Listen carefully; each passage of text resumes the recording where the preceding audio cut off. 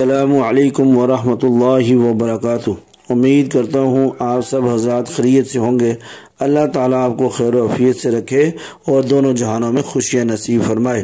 مسئلہ پوچھتے ہیں کہ ہمارے دل میں خوف پیدا ہوتا ہے اور گمراہی کی طرف ہمارا دل چاہتا ہے۔ اگر کوئی داڑھی رکھی ہوئی داڑھی کٹوانے کا جی چاہتا ہے، اس کے لیے ہمیں کوئی وظیفہ بتائیں، کوئی عمل بتائیں۔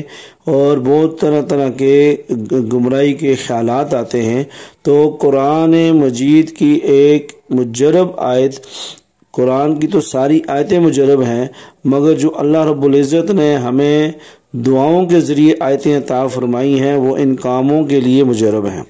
وہ قرآن کی آیت ربنا لا تزغ قلوبنا بعد اذ ہدیتنا وہب لنا من لدنک رحمہ انک انت الوہاب، یہ قرآن کی آیت ہے۔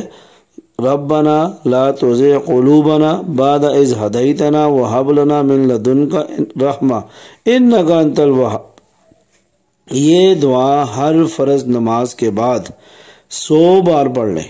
اگر 100 بار نہیں پڑھ سکتے تو 33 بار پڑھ لیں۔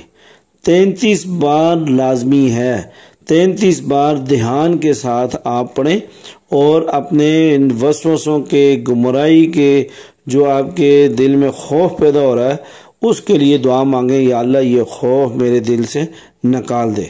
تو یہ قرآن کی دعا ہے، اور دعا مانگ کر اللہ سے، یہ دعا پڑھ کر اللہ سے دعا مانگیں، اللہ تعالی گمراہی سے دل کو دور فرمائے گا۔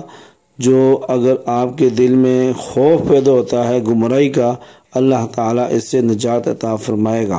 اللہ تعالیٰ ہمیں عمل کرنے کی توفیق نصیب فرمائے اور ہمیں گمراہی کے راستوں سے محفوظ فرمائے اور ہمارے قدم قدم پر ہماری رہنمائی فرمائے۔